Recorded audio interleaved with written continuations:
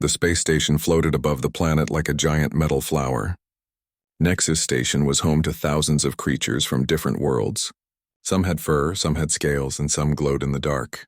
They all came here to trade, to talk, and to make deals. The human section of the station was always busy. People rushed through the corridors carrying boxes and data pads. Among them was Taeyang. Taeyang was 32 years old and worked as a trade negotiator. His job was to make agreements between humans and aliens about selling minerals and metals. He was good at his work. People said he was fair and careful. He had lived on Nexus Station for 5 years now. He had a small apartment in the human quarter and spent most of his time working. He did not have many friends. A few years ago, a business partner had lied to him and stolen money. After that, Taeyang found it hard to trust people. One morning, Taeyang walked into the big conference room for a trade summit. The room was full of aliens. Some were tall, some were short. Some breathed oxygen like humans, while others wore special masks. Taeyang found his seat and opened his datapad.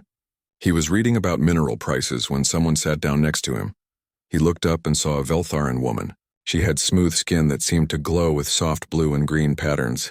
Her eyes were large and kind. She smiled at him. Taeyang had heard about Veltharans before.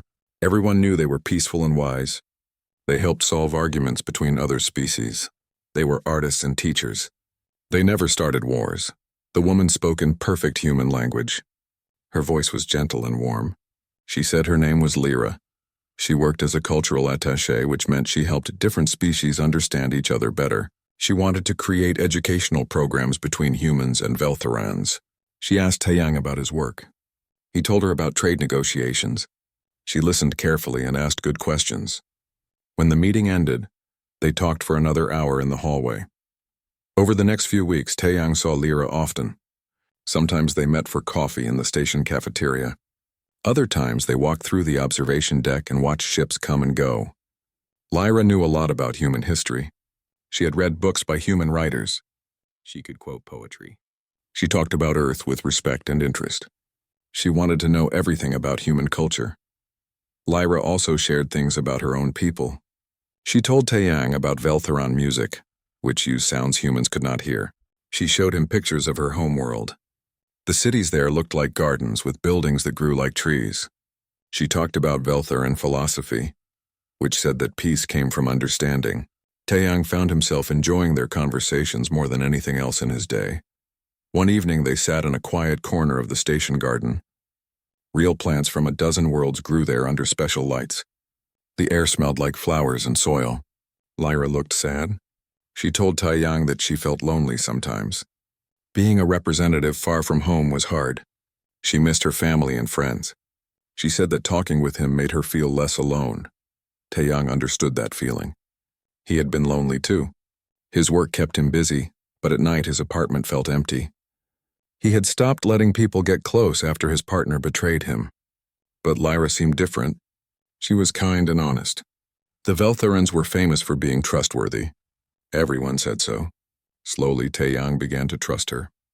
He told her about his past, about the partner who had lied to him. Lyra listened without judgment. She said that being hurt made people stronger, even though it did not feel that way at the time. After a month of friendship, Lyra invited Taeyang to visit her home. She lived in the Veltharan quarter of the station, which was different from the human areas. She said she had a collection of artifacts from different cultures. She wanted to show him items from Earth that she had collected. She thought he would find them interesting. She also wanted to continue their conversations in a more comfortable place. Taeyang agreed without hesitation. He felt excited about seeing her collection. He was also happy that their friendship was growing. It had been a long time since anyone had invited him to their home. The evening they had planned finally arrived. Taeyang finished his work early and changed into casual clothes. He walked through the station corridors toward the Veltharan quarter. The Veltharan section looked different from the human areas. The lights were softer and changed colors slowly. The air smelled like sweet herbs. Music played quietly from hidden speakers. Other Veltharans walked past him. Their skin patterns glowed and shifted. They nodded politely when they saw him. No one seemed surprised to see a human there. Taeyang found Lyra's door and pressed the call button. She opened it with a warm smile. She wore traditional Veltharan clothing that looked like flowing water. Her apartment was beautiful. Plants with glowing leaves grew in every corner. The walls showed holographic images of Veltharan landscapes. Mountains and oceans and forests appeared and disappeared like dreams. Soft furniture and curved shapes filled the room. Lyra welcomed him inside. She offered him a drink. It was a traditional Veltharan beverage, she explained. It tasted sweet and a little spicy. She poured one for herself, too. They sat down and she began showing him her collection. There were books, small sculptures, musical instruments, and clothing from dozens of worlds. Each item had a story. Lyra knew them all. She explained where each piece came from and what it meant. Then she brought out a box and opened it carefully. Inside was an old manuscript from Earth. The pages were yellow with age. The writing was in an ancient human language. Lyra handled it with great respect. She said it was a book of poetry from hundreds of years ago. She had studied the language just to read it. She began to read one of the poems out loud, translating it into Galactic Standard as she went. Taiyang listened to her voice. He felt warm and relaxed. The drink had been good. The room was comfortable. He felt grateful for this friendship. After all his time alone, after all his careful distance from others, he had finally found someone he could trust. Someone who understood him, someone who cared about the things he cared about. As Lyra finished reading the poem, Taiyang looked at her face. He wanted to tell her how much her friendship meant to him. He wanted to thank her for being so kind. But before he could speak, something strange happened. The patterns on Lyra's skin changed. The warm blues and greens turned to cold silver. Her expression shifted. The kindness in her eyes became something else. Something calculating. Taiyang felt confused. Then he felt afraid. Lyra's voice changed too. It became professional and distant. She spoke in a tone he had never heard from her before. She said that the drink he had consumed contained special chemicals. His body was already absorbing them. Soon he would not be able to move. She told him not to try to run or fight. It would not help. His muscles would stop working in a few moments. Taiyang tried to stand up, but his legs would not obey him. He tried to reach for his communication device, but his hands felt heavy. Two other Veltharans came out from a hidden door in the wall. They wore dark uniforms. They moved toward him with purpose. Taiyang's mind was clear, but his body was betraying him. He fell back into the chair. The last thing he saw before they carried him away was Lyra's face, cold and professional, watching him with eyes that held no friendship at all. Taiyang woke up in a different room. His head felt heavy but clear. He tried to move his arms, but they would not respond. He looked down and saw that he was sitting in a strange chair. Metal bands held his wrists and ankles in place. The bands were not tight enough to hurt, but he could not break free. Wires connected to his head and chest. Machines around him beeped softly. The room had white walls and bright lights. Medical equipment lined the shelves. It looked like a hospital room, but something felt wrong about it. Everything was too clean, too precise. Taiyang's heart beat faster. He was trapped. He had trusted Lyra, and now he was a prisoner. The betrayal hurt more than the restraints. A door opened. Lyra walked in with the two other Veltharans who had taken him. One was male, one was female. They all wore the same dark uniforms. Lyra's skin patterns were still that cold silver color. She looked at him without emotion. She sat down in a chair across from him. The other two stood by the door. Lyra spoke in that same cold voice. She said her real job was not cultural attaché. She worked for the Veltharan Directorate, which was their intelligence organization. Everything she had told him was a lie. Their friendship was fake. She had studied him for weeks, learning his habits and weaknesses. The poetry, the conversations, the loneliness she shared, it was all an act. She was good at her job. Taiyang wanted to be angry, but he mostly felt sad. He had opened his heart to her. He had let himself trust again after years of being careful. Now he understood that he had been right to stay alone. People could not be trusted. Aliens certainly could not be trusted. He closed his eyes for a moment, then opened them.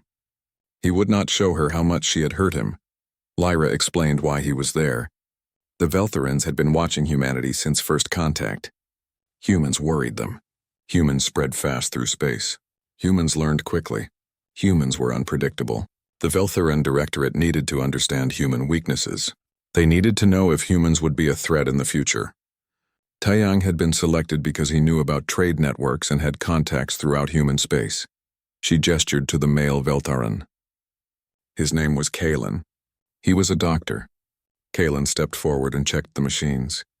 He said that Taeyang's body had absorbed the drug successfully. The drug would keep his muscles relaxed while leaving his mind clear. They would use a neural scanner to read his memories directly. The process would take several hours. It would not hurt physically, but it might be uncomfortable mentally. The female Veltheron was named Mira. She did not speak. She just watched Taeyang with hard eyes. Lyra said they would begin now. She pressed a button on a control panel. The machines around Taeyang started humming. He felt a strange sensation in his head, like someone was trying to open a door in his mind.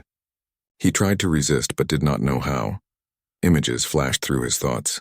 Memories came up that he had not thought about in years. The neural scanner was pulling information from his brain. Taeyang saw his childhood home on Earth. He saw his first day at university. He saw the face of the partner who had betrayed him. The memories played like a movie he could not stop. But then something strange happened. The scanner started to struggle. Kalen frowned at his instruments. He said the readings were inconsistent. Human brains were more complicated than they expected. The neural pathways were messy and tangled. Information was stored in multiple places. The scanner could not get a clean reading. Lyra told him to adjust the settings. Kalen tried different configurations. Each time the results were the same. The scanner would pull up memories, but they were fragments, pieces, not complete pictures. Human memory did not work like Veltheran memory. Human brains had evolved differently. They had extra connections, backup systems, redundant storage. It was messy, but it was also resistant. Hours passed. Taeyang felt exhausted. The scanning made him tired in a way he had never experienced before. But he also felt something else. Hope. The machine was not working properly. His mind was fighting back without him even trying. His human brain, shaped by millions of years of evolution on a dangerous planet, was different enough from alien brains that their technology could not handle it. Kalen checked Taeyang's vital signs. He looked surprised. He said that Taeyang's liver was breaking down the drug faster than predicted. His body was treating the chemical like a poison and removing it. Most species would stay under the drug's effects for days. But Taeyang's metabolism was working harder, faster. Human bodies were built to handle toxins and threats. They evolved on a world with dangerous plants, animals, and diseases. Lyra showed frustration for the first time. Her skin patterns flickered between silver and dark blue. She told Kalen to give Taeyang more of the drug. Kalen hesitated. He said that might be dangerous. They did not fully understand human physiology. Too much drug could cause problems. Mira spoke for the first time. She said they should do whatever was necessary. The mission was more important than the subject's safety. Kalen gave Taeyang another dose through the wires connected to his arm. Taeyang felt the heaviness return to his muscles, but his mind stayed sharp. He started talking. He did not know why at first. Maybe it was to distract them. Maybe it was to buy time. Maybe it was because he wanted them to understand something. He told them about Earth. He told them about ice ages that lasted thousands of years. He told them about plagues that killed millions but never killed everyone. He told them about wars that seemed impossible to survive.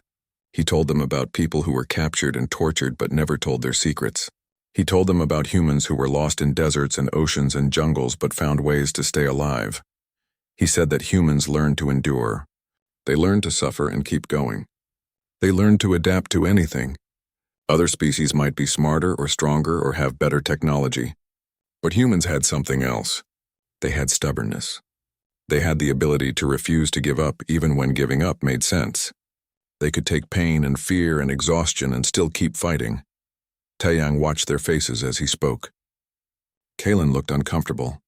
Even Mira seemed uncertain. Lyra's skin patterns kept shifting colors. She told him to be quiet, but he kept talking. He said that this interrogation was nothing compared to what humans had survived. He said they could keep him here for days or weeks and he would not break easily. Not because he was special, but because breaking humans was hard. It was built into them. Lyra stood up suddenly. She told the others to continue working. She walked out of the room. Taeyang could see that his words had affected her. Good. Let her doubt. Let her question what she was doing. Let her understand that humans were not like other species she had manipulated. Kalen and Mira continued the interrogation for several more hours. They tried different approaches. They tried the scanner at different settings. They tried asking questions directly. Nothing worked as well as they wanted. They got pieces of information but not the complete intelligence they needed. Taeyang's mind remained mostly closed to them. Finally, Kalen said they should stop for now. Taeyang's body was showing signs of stress. His heart rate was elevated. His adrenal glands were producing hormones at dangerous levels, except the levels were not actually dangerous for humans. They were normal for a human under threat. But to Kalen, who was used to Veltheran biology, it looked alarming. Mira argued that they should push harder. Kalen refused. He said he would not risk killing the subject. They needed him alive to gather information. They left the room arguing with each other. Taeyang was alone. He was still trapped in the chair, but he had won a small victory. He had survived the first interrogation. His body was already fighting the drug. His mind had resisted their machine. He did not know what would happen next, but he knew one thing for certain. He would not make it easy for them. The lights in the room never turned off completely. Taeyang could not tell how much time had passed. Hours, maybe a full day. His body felt different now. The drug was wearing off faster than the Veltherans expected. He could move his fingers a little. He could flex his toes. His captors did not know this yet. He kept very still whenever they came into the room. Lyra returned with Kalen and Mira. They looked tired.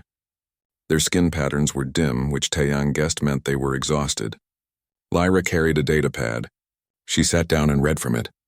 She said they had been analyzing the results from the previous session. The neural scanner had pulled fragments of information about trade routes and human settlements, but it was incomplete and mixed with useless memories. Kalen checked Taeyang's vital signs again. He looked at his instruments with a puzzled expression. He told Lyra that Taeyang's liver function was remarkable. The human body was processing the drugs at twice the expected rate. His immune system was also active, treating the scanning process as an infection to fight. Human biology was more aggressive than any species Kalen had studied before. Mira suggested using a different drug, something stronger. Kalen shook his head. He said they did not have enough data on human reactions to their other chemicals. They could accidentally kill Taeyang. Mira said that was acceptable if they got the information first. Kalen looked shocked. He said the directorate did not authorize lethal methods. Their mission was intelligence gathering, not murder. Lyra interrupted their argument. She looked at Taeyang. She asked him a direct question. Why was he resisting so hard? Did he not understand that cooperation would make this easier? They would get the information eventually. He was only making himself suffer longer. If he just opened his mind and answered their questions, they could end this quickly. Taeyang looked back at her. He said that humans did not think that way. Humans did not surrender just because something was difficult.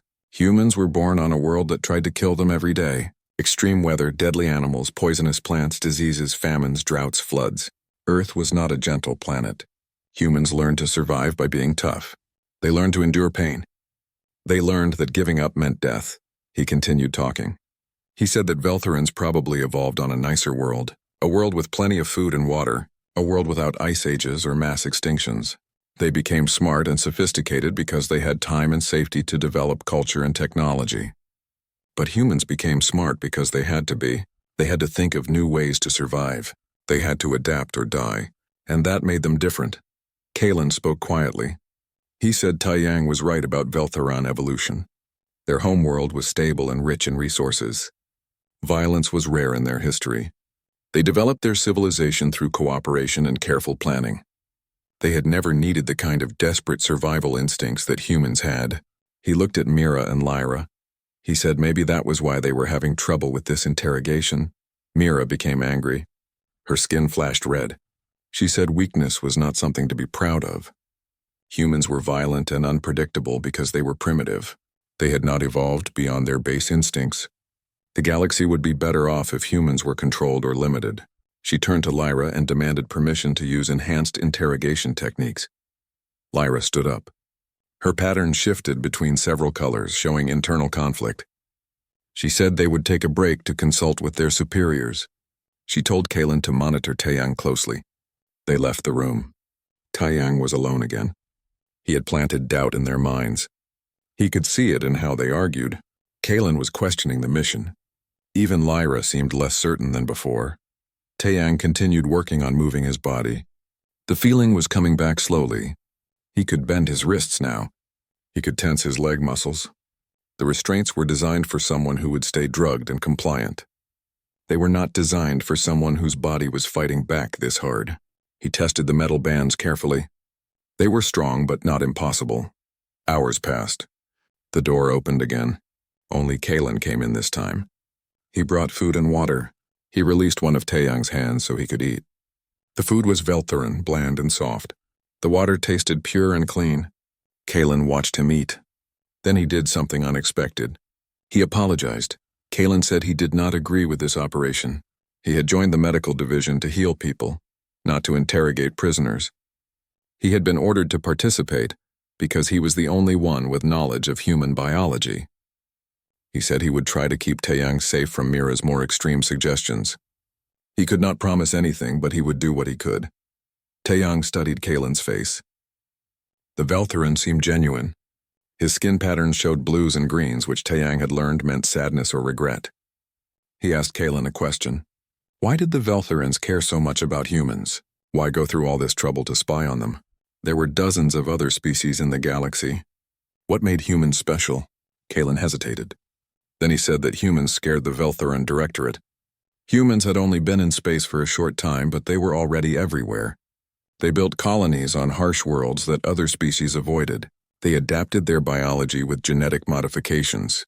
They built weapons that could destroy planets. They did not follow the established rules of galactic society. They were unpredictable and growing more powerful every year. The Veltherins had spent centuries building a stable galactic order. They influenced politics and economics through quiet manipulation. They prevented wars before they started. They guided younger species toward peace and cooperation. But humans did not want guidance. Humans insisted on making their own choices, even bad ones. The Directorate feared that human chaos would destroy everything the Veltherins had built. Taeyang laughed. It was a bitter sound. He said that the Veltherins were not as peaceful as everyone thought.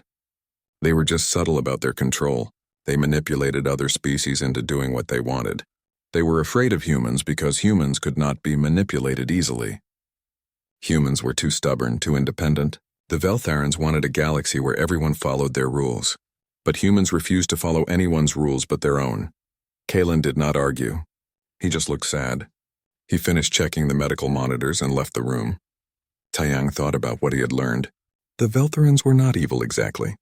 They genuinely believed they were helping the galaxy. But they were controlling. They could not accept that other species might want to live differently. They saw human freedom as chaos. They saw human strength as threat. More time passed. Taeyang kept working on recovering his movement. He could move both hands freely now. He could bend his knees. The drugs were almost out of his system. He just needed to wait for the right moment. He did not have a plan yet, but he knew one thing: he had to escape. He had to tell other humans what was happening. The Veltherins were watching all of them, gathering information, preparing for something. The door burst open suddenly. Alarms were blaring in the hallway outside. Lyra ran in with Mira. Both looked panicked. Their skin patterns flashed red and white. Lyra checked her datapad. She said there was an emergency on the station. A containment failure in the exotic matter storage facility. All personnel were being called to help. They had to respond or risk looking suspicious. Mira said they should leave Taeyang here with Kalen to watch him. Lyra agreed. They rushed out. Kalen came in a moment later. He looked worried. He checked the medical equipment, making sure everything was still working. He stood with his back to Taeyang, watching the alarms flash on his datapad. Taeyang saw his chance. His body was ready. His mind was clear. He had been a prisoner long enough. With a sudden burst of strength fueled by adrenaline and human stubbornness, he broke free from the restraints. The metal bands bent and snapped. Kalen turned around in shock. Taeyang moved fast.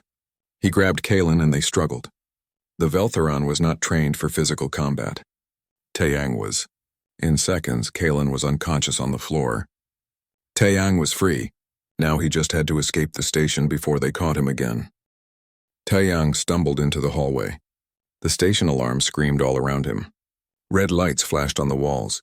People and aliens ran past him in panic. No one paid attention to one confused human. He pressed himself against the wall and tried to think. He was still wearing the medical gown they had put on him. His feet were bare. He was injured and tired, but he was free.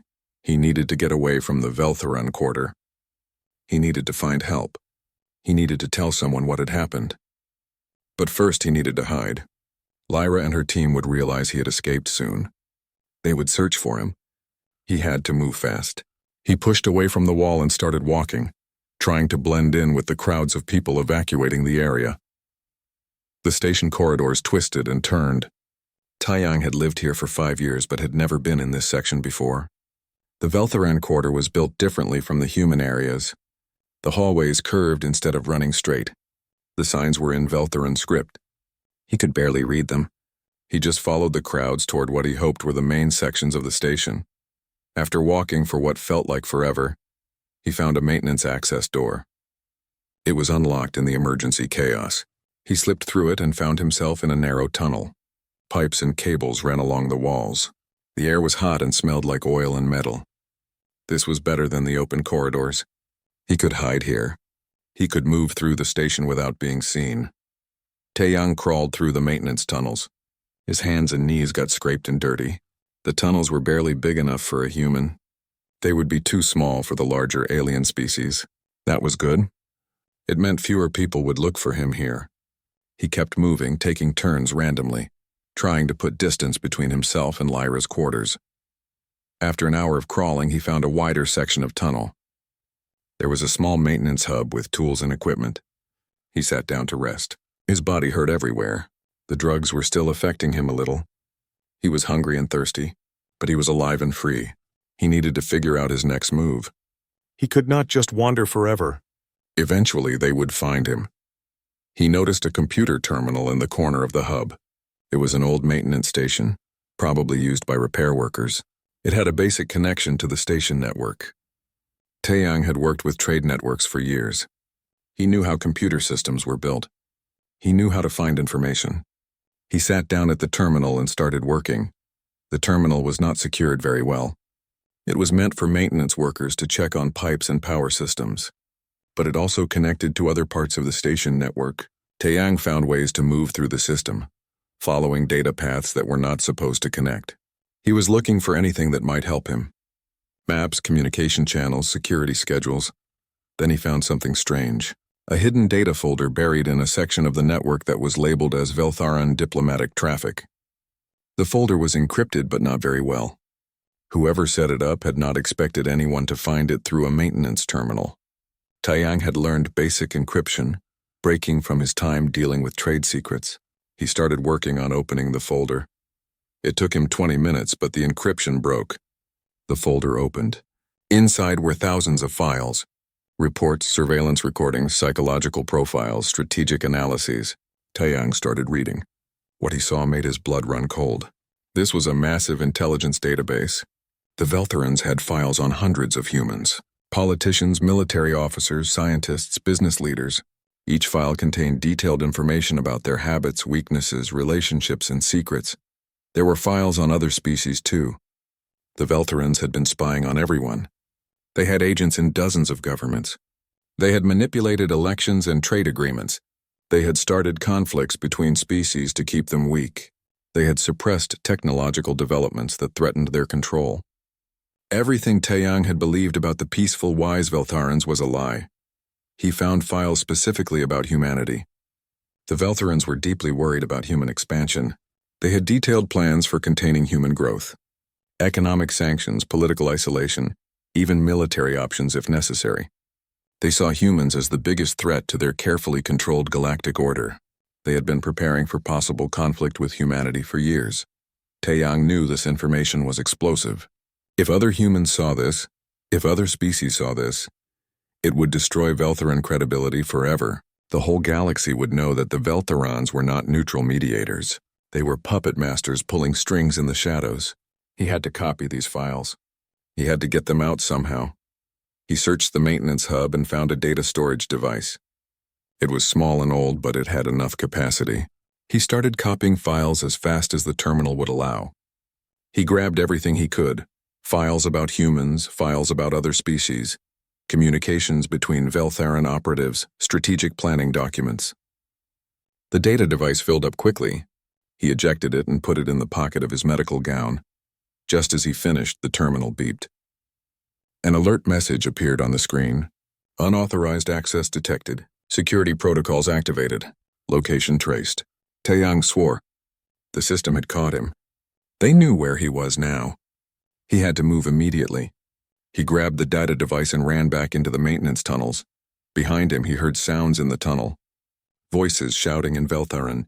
They were coming for him. He crawled faster, ignoring the pain in his hands and knees. He took turns randomly trying to lose them. The tunnels were a maze. Maybe he could stay ahead of them. Maybe he could find a way out before they caught him.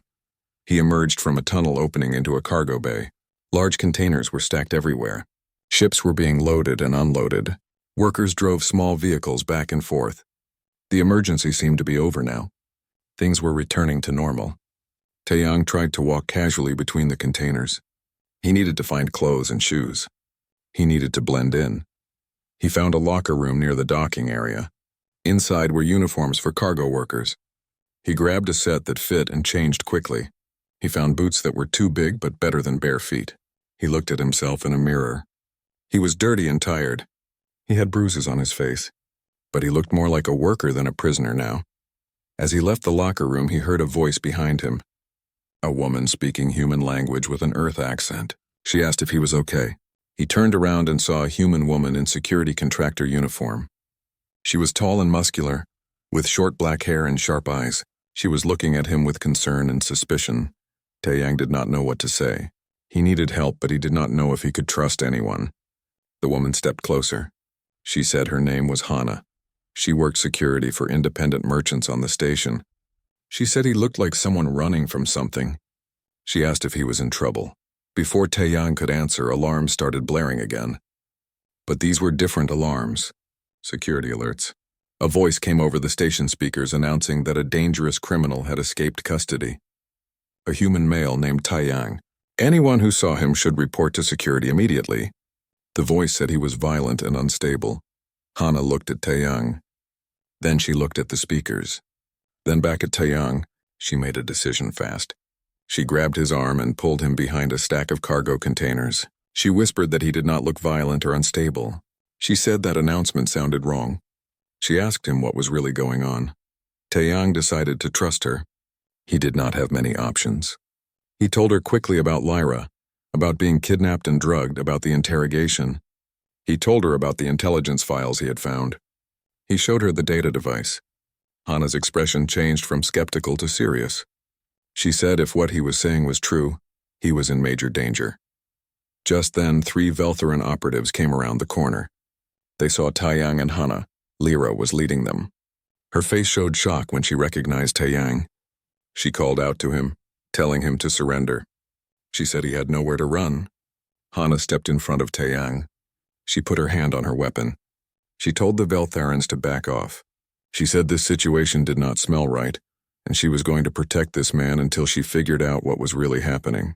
Lyra and her operatives moved forward. The confrontation was about to turn violent. Lyra held up her hand. The other Veltharan operatives stopped moving. She looked at Hana carefully. She knew that starting a fight in a public cargo bay would attract attention. Station security would come. Questions would be asked. The whole operation would be exposed. She tried a different approach. She spoke calmly, explaining that Taeyang had attacked one of her staff and stolen classified information. She said he was confused and dangerous. Hana did not move. She had spent years in the military before becoming a contractor. She knew when people were lying. Lyra's story was too smooth, too prepared. Real victims did not speak that calmly. Real emergencies did not involve 3 operatives moving in perfect formation. She told Lyra that she would take Taeyang to neutral station security so they could sort this out properly. Lyra's skin patterns flickered.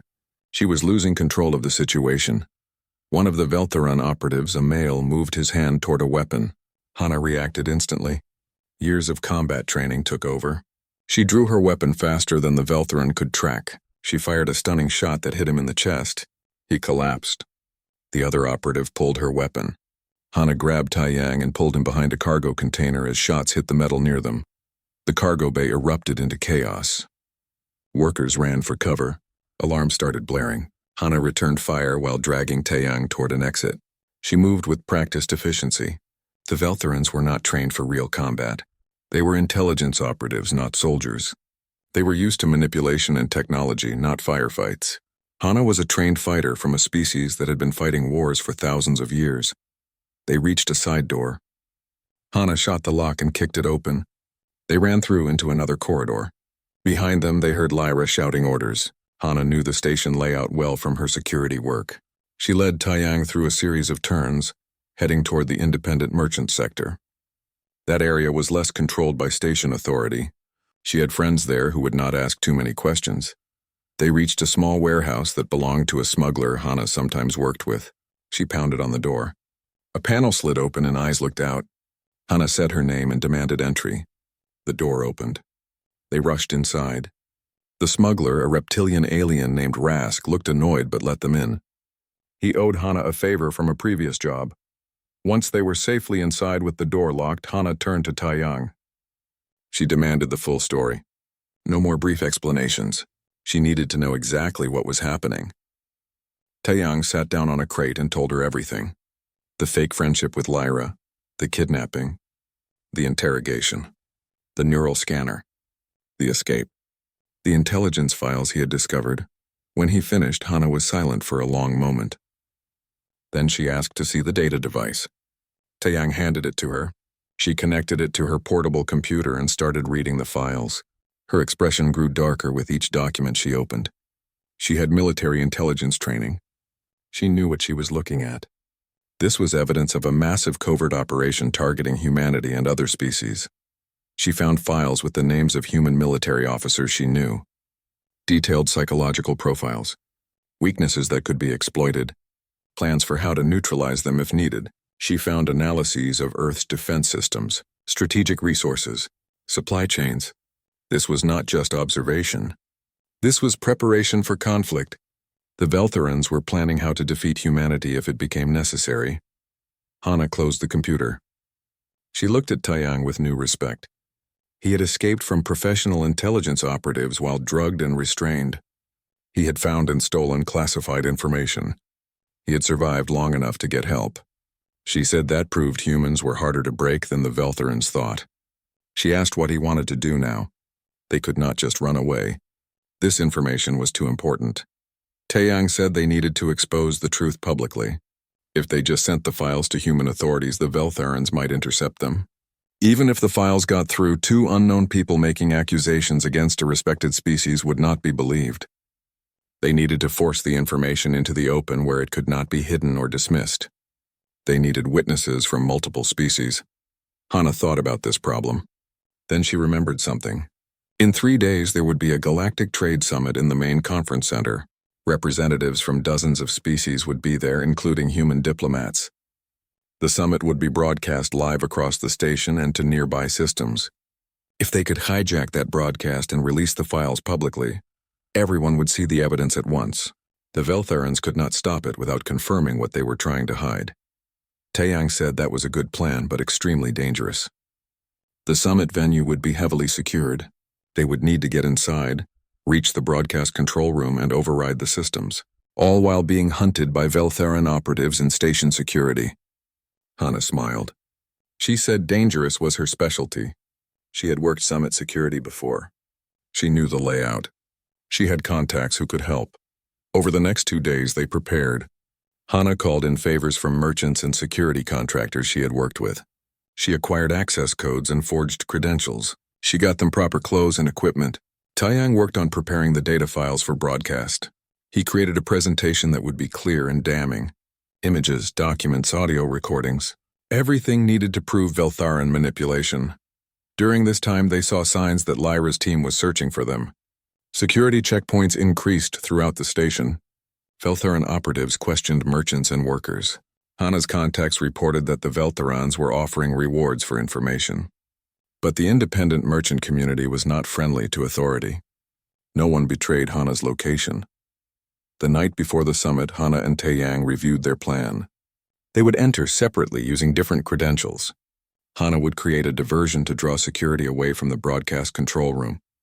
Taeyang would reach the controls and upload the files. They would have maybe 5 minutes before security shut them down. It had to be enough time. Taeyang asked Hana why she was helping him. She could have turned him in. She could have stayed out of this. Instead, she had made herself a target. Hana looked at him seriously. She said that she had left the military because of corruption she had discovered, officers who put politics before duty, people who lied and covered up mistakes. She had tried to expose the truth and been punished for it. She would not let that happen again. If the Veltherans were really manipulating the galaxy, everyone deserved to know. She also said that humans needed to stick together. The galaxy was full of species that had been in space for centuries. Humans were newcomers. Some aliens saw them as primitive or dangerous. If the Veltherans were planning to contain or control humanity, every human had a stake in stopping that. She and Taeyang were not important people, but maybe they could do something important. The day of the summit arrived. Taeyang dressed in the forged credentials of a technical support worker. Hana wore security contractor uniform. They left the warehouse separately. Taeyang walked through the station toward the conference center. His heart pounded. He carried the data device hidden in his equipment bag. He knew Lyra's team would be watching for him. He reached the conference center entrance. Security guards checked credentials. Taeyang handed over his forged ID. The guard scanned it. The computer beeped green. He was waved through. He walked into the massive building, trying to look calm and professional. Inside, the conference center was beautiful. High ceilings, elegant decorations, species from across the galaxy gathering for the summit. Taeyang made his way toward the technical areas. He passed other workers preparing the venue. No one stopped him. His credentials worked perfectly. He reached a service corridor that led to the broadcast control room. This was the dangerous part. The control room would have extra security. He took a deep breath and kept walking. Ahead, he saw 2 security guards at the control room door. He would need to get past them. Before he could figure out how, an explosion rocked the building. Alarms blared. The guards grabbed their communicators and ran toward the sound of the explosion. Hana's diversion had worked perfectly. The door to the control room was unguarded. Taeyang did not waste time. He opened the door and went inside. The room was full of computers and screens. It was time to expose the truth to the galaxy. Taeyang locked the control room door behind him. The room had rows of computers controlling the summit broadcast. Large screens showed different camera views of the main conference hall. He could see hundreds of delegates taking their seats. Humans, Veltherans, and dozens of other species. They had no idea what was about to happen. He sat down at the main control console and connected the data device. His hand shook slightly. He had prepared for this moment, but now that it was here, the weight of what he was doing hit him. He was about to accuse one of the most respected species in the galaxy of massive manipulation and spying. If the evidence was not convincing enough, he would be dismissed as crazy. If it was convincing, he would change galactic politics forever. The system was complex, but Taeyang had studied broadcast technology as part of his trade work. He navigated through the menus, looking for the override controls. He found them. With a few commands, he could take control of every screen in the conference hall and every broadcast feed going out to the galaxy. He took a deep breath and started the upload. On the screens in front of him, he watched as the summit was beginning. A Veltheran diplomat stood at the podium welcoming everyone. The diplomat talked about cooperation and peace. The words sounded hollow now to Taeyang. He knew what the Veltherans really thought about cooperation. They wanted control, not partnership. The upload finished. Taeyang activated the override. Every screen in the conference hall went black. The Veltheran diplomat stopped talking, looking confused. Then the screens came back on, but instead of showing the summit, they showed documents, intelligence files, surveillance recordings, strategic planning documents, all of it clearly labeled with Veltheran directorate markers. The conference hall erupted into noise. Delegates stood up, pointing at the screens. Some looked shocked. Others looked angry. The documents showed everything. Lists of agents embedded in other governments, records of manipulated elections, plans for economic warfare, psychological profiles of key leaders from dozens of species. It was all there, clear and undeniable. Taeyang had included audio with the presentation. His voice came through the speakers explaining what the delegates were seeing. He told them about his kidnapping. He told them about the interrogation. He told them how he had discovered this database of intelligence operations. He told them that the Veltherans had been manipulating galactic politics for centuries while pretending to be neutral mediators. Someone pounded on the control room door. Taeyang ignored it. The presentation was not finished yet. More documents appeared on the screens. Files about humanity showing Veltheran fears and plans for containing human expansion. Files about other species showing similar manipulation. Every major galactic event in the past 100 years had Veltheran influence behind it. Wars prevented, but also wars started. Peace maintained, but at the cost of freedom. The door to the control room burst open. Lyra stood there with 2 station security officers. She looked at Taeyang with an expression of horror and anger. She ordered the security officers to arrest him. But they hesitated. They were watching the screens too. They were seeing the evidence. They were realizing what it meant. Lyra walked toward the console, her hand reaching for her weapon. Taeyang stood up to face her. He had done what he came to do. The information was out there now. Even if she killed him, it was too late to stop the truth. The broadcast had gone to every ship and station in range. Thousands of people had seen it. The secret was revealed, but Lyra did not draw her weapon.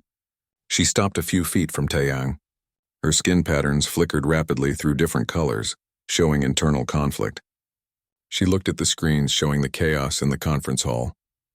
She looked back at Taeyang. Something in her expression changed. The cold professionalism cracked. Behind it was doubt, maybe even shame. She spoke quietly, almost to herself. She said that she had believed the Directorate's mission was good. They prevented wars. They maintained stability. They guided younger species away from self-destruction. She had spent her life serving that mission. But looking at the evidence displayed for everyone to see, she realized how it looked from the outside. Not like guidance, like control, not like help, like manipulation. Taeyang said that she had a choice to make now. She could arrest him and try to suppress this information. The Directorate would want that. They would order her to fix this situation by any means necessary. Or she could accept that what her people had been doing was wrong. That other species deserved to make their own choices, even bad choices. That real peace could not be built on deception. Lyra was silent for a long moment. Her skin patterns settled into a deep blue color that Taeyang had learned meant sadness and regret.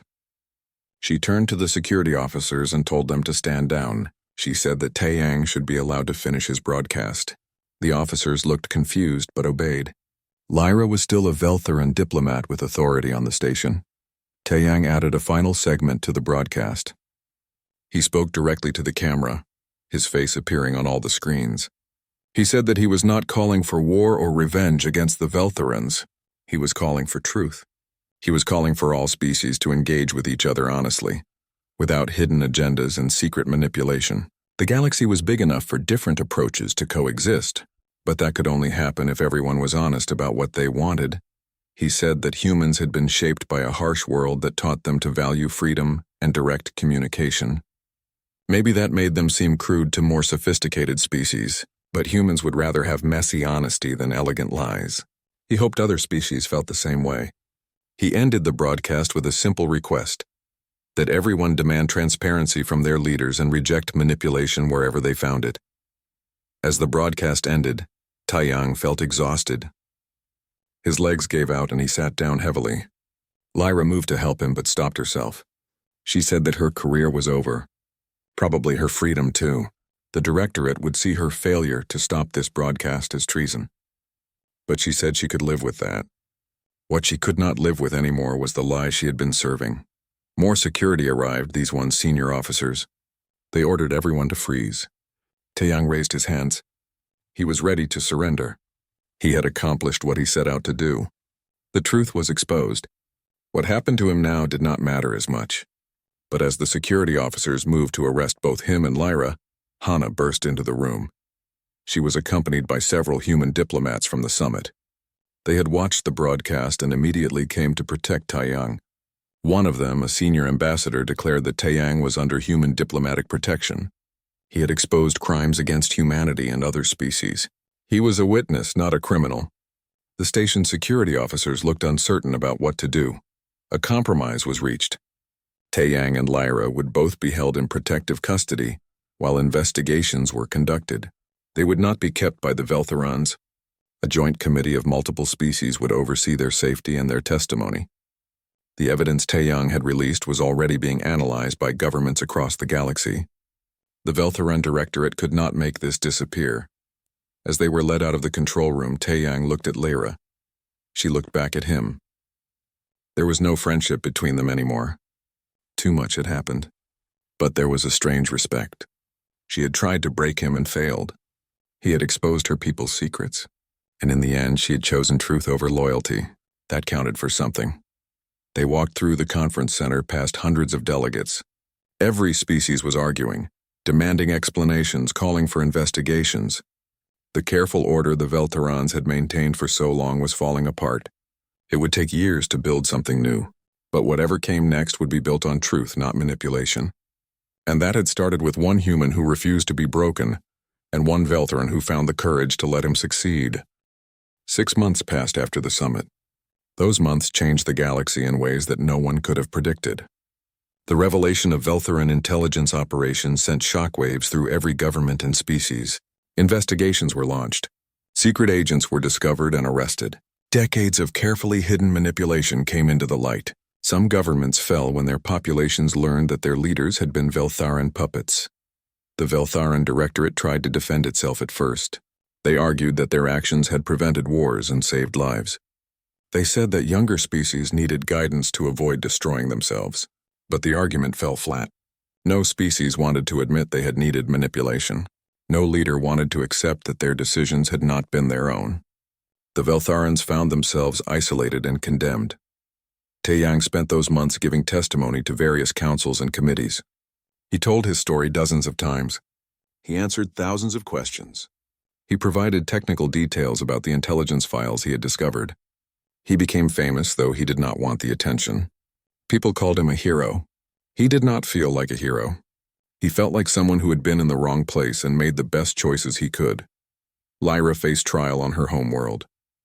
The Veltharan government wanted to make an example of her, to show that they were taking the scandal seriously, but something unexpected happened during her trial. She refused to apologize for exposing the truth. She said that her only regret was not seeing the problems with the Directorate's approach sooner. Her testimony inspired other Veltharans to speak out against the old system. A reform movement grew within Veltharan society. Younger Veltharans who had traveled and met other species began questioning whether their people's way was the only right way. They argued that wisdom meant learning from others, not controlling them. The movement faced strong opposition from traditional Veltharans, but it could not be ignored. The debate split Veltharan society in ways that had not happened in centuries. In the end, Lyra was found guilty of failing to protect Directorate secrets, but the sentence was light. Exile rather than prison, she was forbidden from returning to Veltharan space for 10 years. Many saw this as a victory for the reformers. Lyra accepted the sentence without complaint. She said that seeing the galaxy from outside Veltharan control might be exactly what she needed. Humanity's position in galactic politics changed dramatically. Before the revelation, humans had been seen as newcomers who needed to learn the established rules. After the revelation, humans were seen as the species that exposed a massive deception. Other species started taking human concerns more seriously. Human diplomats found doors opening that had been closed before. Human trade expanded. Human colonies grew. But the human government was careful not to replace Veltharan control with human control. Human leaders remembered what the Veltharans had done wrong. They pushed for new systems of cooperation that were transparent and voluntary. They advocated for councils where every species had equal voice. It was messy and slow. Meetings took forever. Agreements were hard to reach. But it was honest. Hana received recognition for her role in protecting Taeyang and helping expose the truth. She was offered a position with human diplomatic security. She accepted. Her past problems with the military were forgiven. She said it felt good to be on the right side of truth for once. She and Taeyang stayed in contact. They had been through something that created a bond stronger than normal friendship. Taeyang tried to return to his old life as a trade negotiator, but it was impossible. He was too famous. Everyone wanted to meet him or interview him. He could not walk through a station without being recognized. He found it exhausting. He missed the quiet anonymity he had before. But he also understood that he had a responsibility to use his position for good. One day, 8 months after the summit, Taeyang received a message. It was from Lyra. She had been working with a group of reformers from multiple species who were trying to establish new protocols for diplomatic transparency. They wanted to create systems that would prevent any species from manipulating others the way the Veltherans had. They needed people with experience in both the old system and the new reality. They asked if Taeyang would join them. Taeyang thought about the invitation for a long time. Part of him wanted to refuse. Working with Lyra would be strange and uncomfortable. She had betrayed him, even if she had partially redeemed herself later. But another part of him recognized that this was important work. The galaxy needed to build something better than what the Veltherans had created. He had knowledge that could help. He had a perspective that was valuable. He accepted the invitation. He left Nexus Station for the first time in years. He traveled to a neutral space station where the Reform Coalition was meeting. When he arrived, he found representatives from 20 different species working together. They were arguing about everything. Protocols, voting systems, enforcement mechanisms. It was chaotic. No one agreed on anything easily. Lyra greeted him professionally when he arrived. There was no warmth between them, but there was respect. She introduced him to the other coalition members.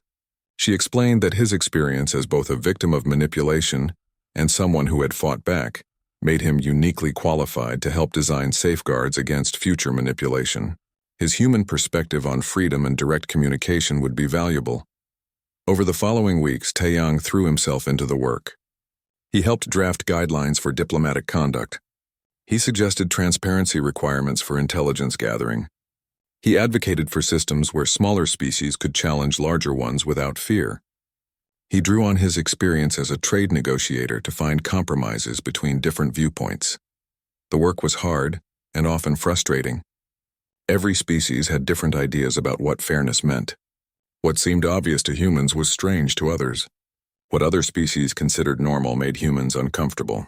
But slowly, painfully, they made progress. They created frameworks that multiple species could agree to follow. It was not perfect, but it was a start. One evening, after a particularly difficult negotiation session, Taeyang found himself alone with Lyra on an observation deck. They watched ships coming and going in silence for a while. Then Lyra spoke. She said that she had spent her whole life believing that her people's approach was best for the galaxy: order, stability, control. Now she understood that different species needed different things. Humans needed freedom to make mistakes. That seemed reckless to Veltharans, but maybe reckless was better than controlled. Taeyang said that humans had learned something too. They had learned that their way was not the only way. Human directness could be seen as rudeness by other species. Human competitiveness could seem aggressive. Humans needed to understand other perspectives better. Maybe the galaxy needed both approaches: Veltharan thoughtfulness and human action. Not one controlling the other, but both contributing to something new. They stood in silence for a while longer. Their friendship could never be restored. Too much had happened. But they had found something else, a shared purpose. They were both working to build a galaxy where what happened to Taeyang could never happen again, where species engaged with each other honestly, where differences were respected rather than suppressed. 6 months later, the Reform Coalition presented their proposals to the First Galactic Assembly under the new system. The assembly was messy and loud. Species argued. Delegates shouted. Compromises took days to negotiate. It was nothing like the orderly Veltharan-managed conferences of the past. But it was real. It was honest. Every voice was heard, even when they disagreed. Taeyang sat in the observers section watching the chaos with satisfaction. This was what the galaxy needed. Not elegant manipulation, but genuine cooperation. Not imposed order, but negotiated peace. Not control, but freedom. It was messy and imperfect. There would be conflicts and mistakes. But it would be honest. And honesty, Taeyang had learned, was worth more than any carefully maintained illusion. He thought about how his life had changed. He had walked into what he thought was a friendly invitation, and ended up imprisoned and tortured. He had discovered a conspiracy that changed the galaxy. He had survived through human stubbornness and resilience. He had helped build something new and better. It was not the life he had planned, but it was a life that mattered. As the assembly continued its loud debates, Taeyang smiled. The galaxy was messy now. It was unpredictable. It was full of species that did not always get along. But it was free. And freedom, with all its chaos and challenges, was better than the alternative. That was the lesson humanity had brought to the stars. That it was better to struggle in freedom than to live comfortably in chains. That was a lesson worth the price he had paid to teach it.